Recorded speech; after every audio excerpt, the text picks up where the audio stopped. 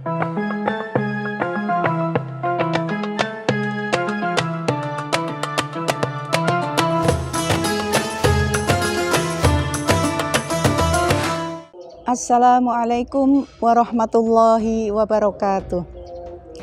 Bismillahirrahmanirrahim.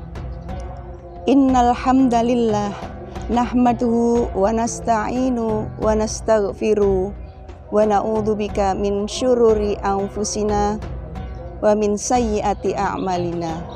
Asyhadu an la ilaha illallah wahdahu la syarikalah wa asyhadu anna Muhammadan abduhu wa rasulih la nabiyya ba'dah. Alhamdulillah, puji syukur kehadirat Allah marilah senantiasa kita panjatkan atas segala karunia, nikmat iman, Islam dan sehat, sehingga kita masih bisa melaksanakan siaran religi booster di bulan yang penuh kemuliaan ini. Pemirsa yang dirahmati Allah Subhanahu wa Ta'ala, bulan Ramadan adalah bulan yang sangat dinanti-nantikan oleh jutaan umat manusia, umat muslim yang ada di seluruh dunia.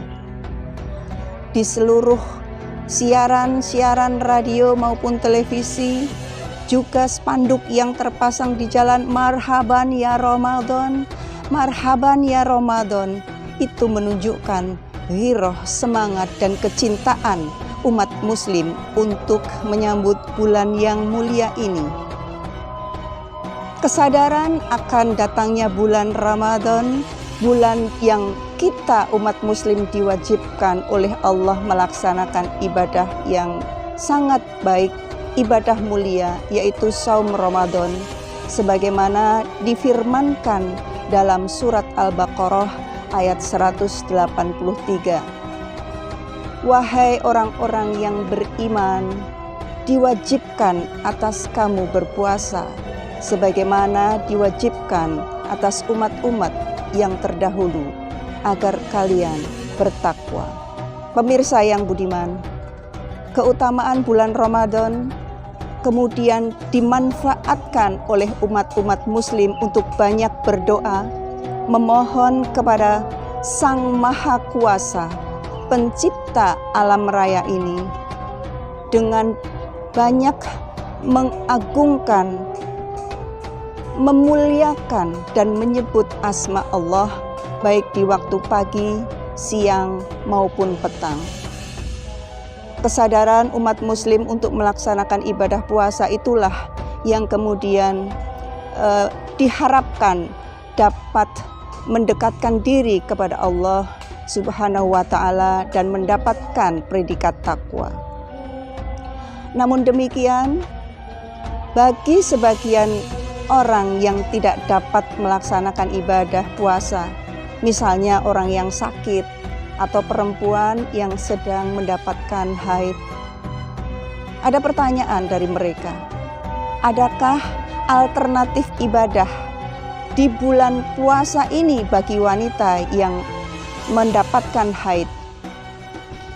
Nah, pertanyaan tersebut kemudian sudah dijawab, sudah ditegaskan di dalam firman Allah di dalam surat Al-Baqarah ayat 184, ayat berikutnya tadi, yang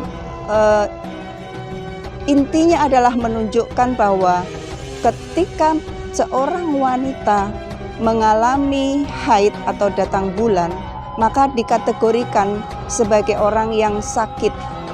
Nah, orang yang sakit ini mendapatkan keringanan oleh Allah Subhanahu wa Ta'ala untuk tidak berpuasa di bulan Ramadan, tetapi harus mengganti pada waktu yang lain ketika dia sudah sehat nanti.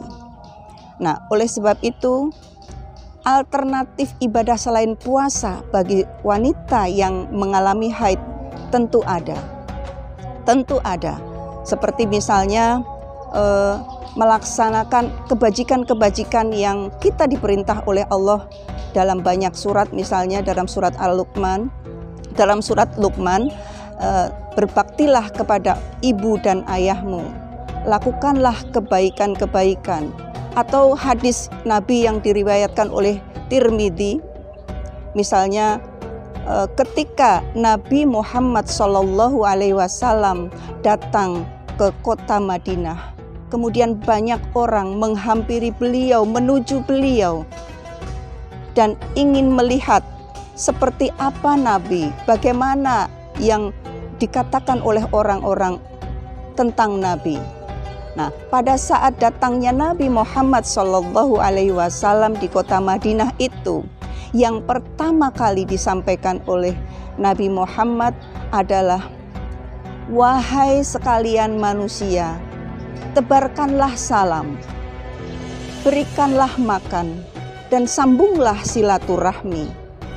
Laksanakan sholat malam ketika orang-orang lain tidur. Insya Allah, jika melakukan itu, maka kamu akan mendapatkan surga."